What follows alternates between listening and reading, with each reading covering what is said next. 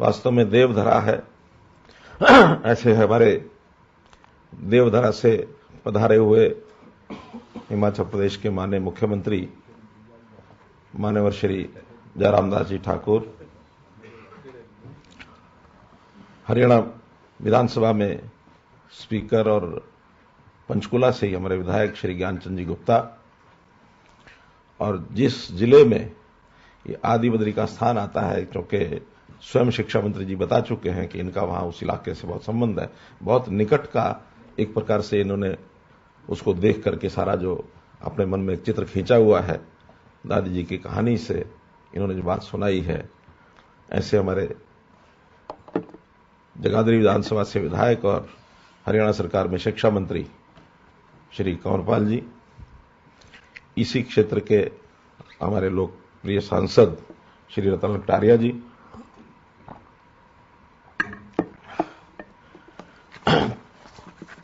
इन्हीं के साथ इस सारे क्षेत्र के साथ कुछ संस्थाओं का भी जुड़ाव है। जैसे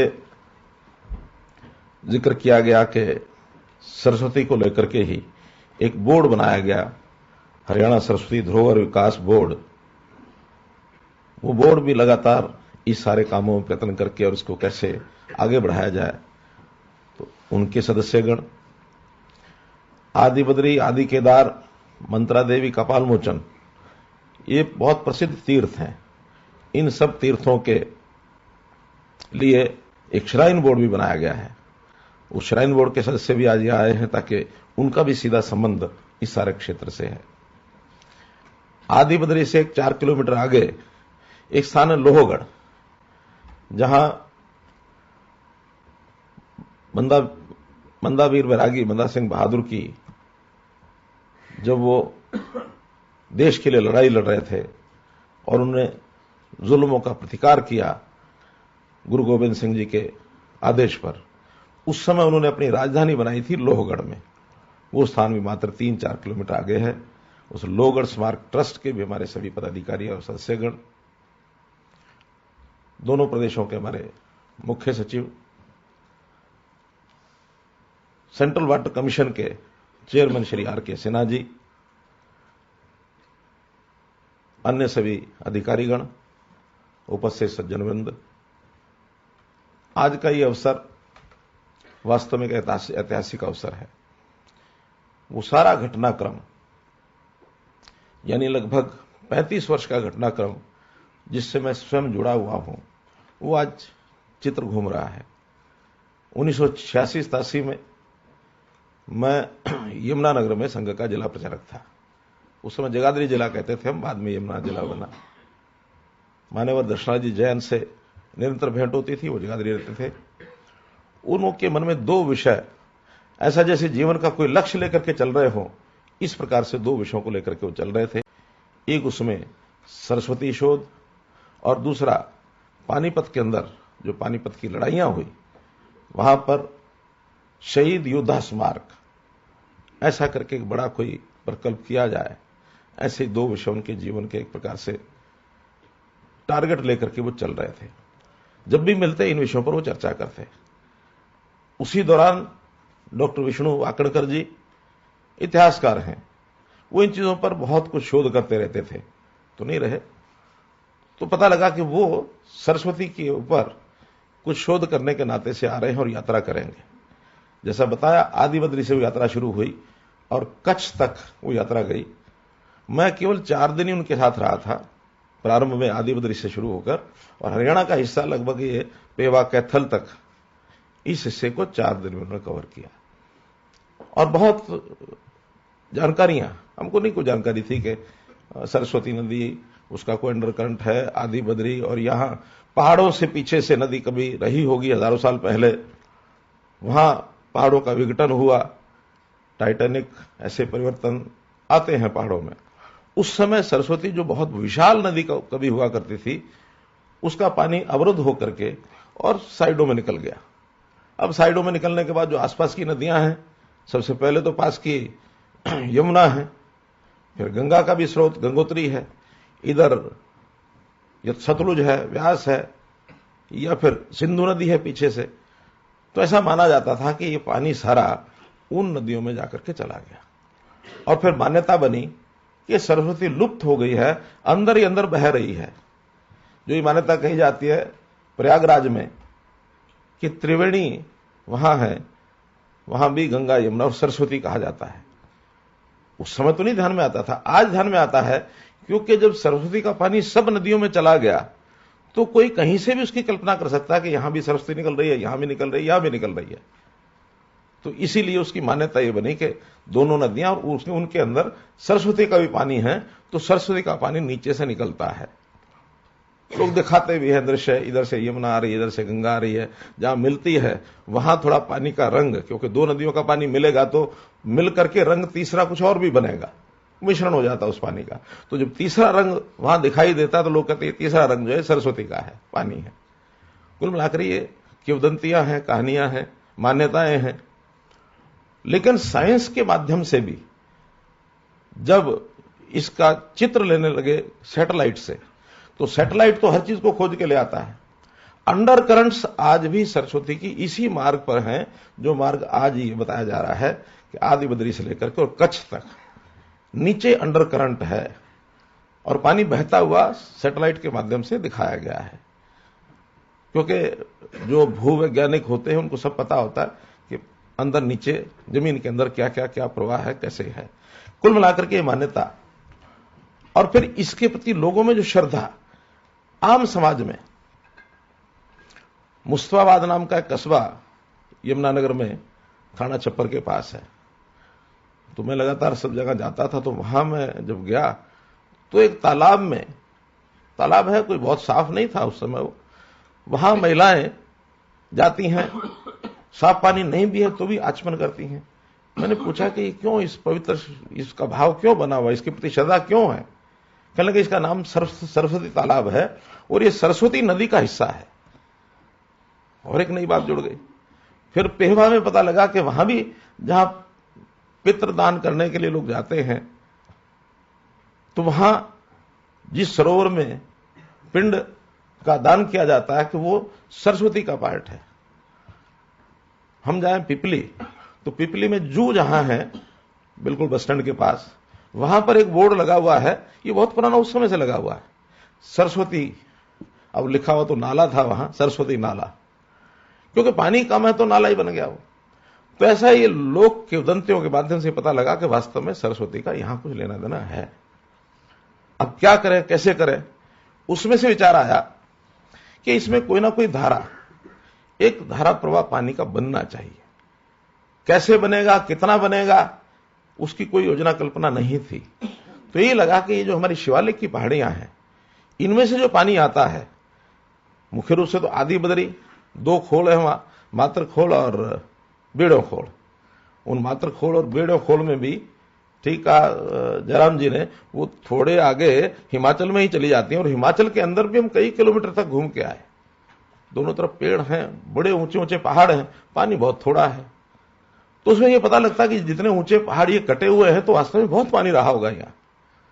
तो ये विचारा कि यहां एक डैम बनाया जाए। तब मैंने, मुख्यमंत्री जयराम जी बने तो उन्होंने कहा कि इस विषय के ऊपर हमें काम करना चाहिए। आज इसका परिणाम निकला और आज हम लोग जो एमओयू कर रहे हैं, तो वहां उस पानी को रोक करके, बहुत बड़ा डैम नहीं है वो, छोटा ही डैम बनेगा अभी, क्योंकि जितना पानी पीछे से आता है उतना ही तो डैम बनाना, उससे ज्यादा बनाने का लाभ नहीं है। लेकिन कुछ जैसे 61 हेक्टेयर मीटर जो है वो हिमाचल के काम आएगा, 160-62 हेक्टेयर 70% तो हरियाणा को पानी मिलेगा। उसको अगर मोटे अर्थों में बताना हो तो लगातार 8-9 महीने, 3 महीने तो पानी पर्याप्त रहता है बरसात के दिनों में, कोई कमी नहीं है। उस डैम के भरने के बाद भी पानी और बचेगा जाएगा, लेकिन 8-9 महीने लगातार उसमें से पानी हम लेंगे तो 20 क्यूसेक पानी लगातार उसमें धारा प्रवाह हो सकता है। बहुत अधिक नहीं है, लेकिन एक निरंतर प्रवाह अगर बनता है तो उसका एक श्रद्धा का भाव लोगों का जागेगा। और इसको हम निश्चित रूप से आगे, जहां तक कैथल है, कैथल तक इसका जो मार्ग है, रेवेन्यू रिकॉर्ड में आज भी सरस्वती का मार्ग लिखा हुआ बहुत जगह पर, उसको निर्बाध करेंगे, उसको धारा प्रवाह करेंगे। और आगे चलकर जो आज की घग्गर है, ये घग्गर नदी, ये ही उसका सरस्वती का रोड यानी कोर्स जो है, रूट कोर्स ये माना जा रहा है। उसके आगे क्या करना होगा देखेंगे, लेकिन वहां तक को इसको चलाएंगे ताकि ये पूरा कुरुक्षेत्र होगा, तीर्थ स्थल बन गया, पेवा है तीर्थ स्थल है, ऐसे ही इन स्थानों के ऊपर सरस्वती का जो आदिबद्री का स्थान है तीर्थ स्थल है, इसका विकास होगा, लोगों को मान्यता बनेगी और एक यानी जिसको कहना चाहिए पर्यटन भी और एक तीर्थ स्थल का भ्रमण भी ये इसमें से बनेगा। दूसरा विषय हमारे ध्यान में आता है कि क्यों नहीं पर्यटकों के लिए कपाल का यानी कालेश्वर इधर कालका से लेकर के कालेश्वर तक शिवालिक की जो पहाड़ियां हैं इसमें बहुत स्कोप है पर्यटन का, उसी में ये स्थान आता है और उसी में हमारा लोहगढ़ आता है। तो लोहगढ़ में भी बड़ा स्मारक बनाने की योजना है, ट्रस्ट के माध्यम से वो सब बनाएंगे ताकि जो वॉरियर्स सिखों के वॉरियर्स की जो हिस्ट्री है उसका एक स्मारक वहां बनाया जाए, लोगों का श्रद्धा का भाव जागे। कपाल मोचन पहले से ही बहुत बड़ा स्थान वहां है, तो वो एरिया तीर्थाटन के लिए भी बहुत प्रमुख स्थान है जिसका आगे चल करके हमारे दोनों प्रदेशों को लाभ होगा। तो इस के नाते से ही काम किया गया है। मैं समझता हूं कि सरस्वती का ये जो स्वरूप है जो सांस्कृतिक दृष्टि से बहुत महत्वपूर्ण है, न केवल हम हरियाणा के लोग, न केवल देश के लोग, दुनिया के लोग शोध कर रहे हैं। इसके लिए हमने एक पीठ भी बनाई है कुरुक्षेत्र विश्वविद्यालय में कि उस पीठ में उसकी रिसर्च हो। 350 के लगभग ग्रंथ ऐसे लिखे गए हैं इसके ऊपर, अलग अलग मैप्स हैं, अलग अलग कहानियां, अलग अलग सब आते हैं। तो उसको एक रिसर्च का एक सिस्टम बनाने के लिए हम लोग आगे बढ़ रहे हैं। जितने पुरातत्व स्थान है, पुरातत्व के जो स्थान है वहां पर जो हड़प्पा की सभ्यता जिसके बारे में कहा जाता था कि हड़प्पा की सभ्यता तो सिंधु नदी के घाटी के इर्द गिर्द है, आज ये लगता है कि सिंधु में तो स्थान कम है लेकिन सरस्वती के आसपास उसके स्थान ज्यादा हैं। यानी उसकी जो संख्या बताई जा रही है लगभग 633 में से 444 स्थान और सरस्वती के इर्द गिर्द ही हैं। तो इसलिए इसी एरिया की ये जो वेदों की संस्कृति है जिसका ये आंकलन किया गया है वो उसका भी विकास इसी सारे क्षेत्र में हुआ है। जो बताया कि वेदों में 70 बार सरस्वती का नाम आता है, वास्तव में ठीक बात है। तो इन सारी चीजों को इस महान नदी के एक प्रकार से दोबारा से पुनरुद्धार के नाते से जो ये योजना बनी है इसके लिए मैं आप सबको भी बधाई देता हूं और विशेष तौर पर हमारे जो हिमाचल के मुख्यमंत्री हैं इनको भी मैं इसके लिए बहुत बधाई और शुभकामना देता हूं, धन्यवाद भी करता हूं कि इन्होंने इस प्रोजेक्ट को आगे बढ़ाने के लिए और हमारे साथ हाथ से हाथ मिलाकर हम आगे बढ़ेंगे। अब एक पहलू है ये सांस्कृतिक पहलू, तीर्थाटन का पहलू, ऐतिहासिक पहलू। एक दूसरा पहलू जो है वो भी हमको ध्यान करने की आवश्यकता है।